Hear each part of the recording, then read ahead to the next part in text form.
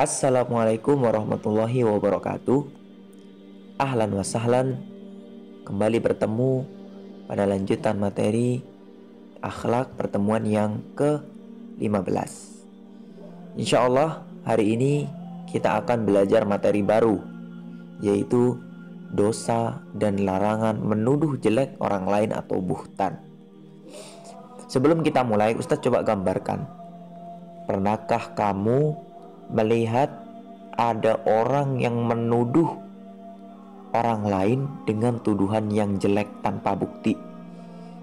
Perbuatan seperti itu adalah gambaran dari buhtan atau menuduh orang lain tanpa bukti. Dasar kamu maling misalnya, dasar kamu pencuri, padahal nggak ada bukti. Itulah perbuatan buhtan, ya. Di antara yang termasuk dosa besar adalah menuduh orang lain dengan tuduhan keji, dan termasuk perbuatan kezoliman, dan orang yang berbuat demikian diancam dengan azab yang pedih, ya. Ada satu hadis yang melarang perbuatan buhtan, ya, buhtan. Rasulullah Shallallahu Alaihi Wasallam beliau pernah bersabda, Ustaz akan bacakan, wa man qala fi mu'minin ma laisa fihi askanahu Allahu radghatal khabal hatta yakhruju mimma qala.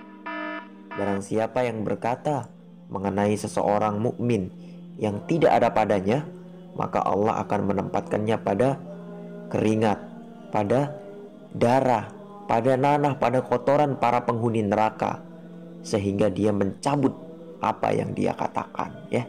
Jadi kita nggak boleh ngomentari atau menuduh orang lain yang kita tidak tahu faktanya, ya.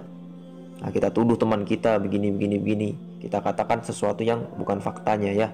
Kita tuduh misalnya teman kita dasar bohong gitu, padahal dia belum tentu berbohong, ya. Jadi hati-hati dengan tuduhan-tuduhan, ya teman-teman, ya.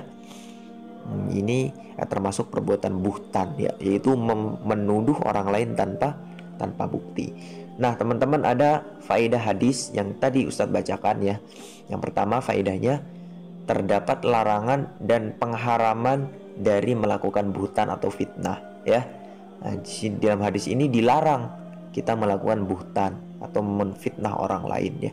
Kemudian yang kedua, buhtan itu adalah, nah ini definisinya, ya. Buhtan itu adalah menceritakan sesuatu keburukan seseorang kepada orang lain yang ia tidak pernah mengerjakannya, ya. Jadi lebih ke ngada-ngada, ya. Dibilangnya ini padahal nggak pernah, ya. Kemudian yang ketiga, buhtan itu lebih keji dan lebih buruk karena di dalamnya ada unsur kebohongan dan juga fitnah, ya.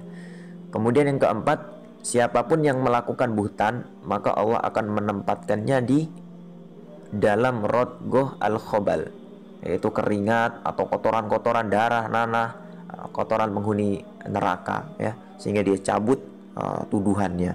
Kemudian yang kelima, hendaknya kita berhati-hati dari membuhtan atau memfitnah teman kita, memfitnah orang lain, ya. Terlebih-lebih para ulama berdiri tegak memperjuangkan agama Allah, ya. Memfitnah ulama apalagi lebih parah lagi. Maka dari situ teman-teman, hati-hati menjaga mulut kita, menuduh orang lain tanpa bukti, ya. Kira-kira begitu. Mungkin itu pembahasan seputar bahaya sifat buhtan dan dosa sifat buhtan. Mudah-mudahan Allah menjauhkan kita dari akhlak buruk yang seperti ini. Naktafi bihada al-qadar. Subhanakallahumma wa bihamdika asyhadu an la ilaha illa anta astaghfiruka wa atubu ilaik. Wassalamualaikum warahmatullahi wabarakatuh.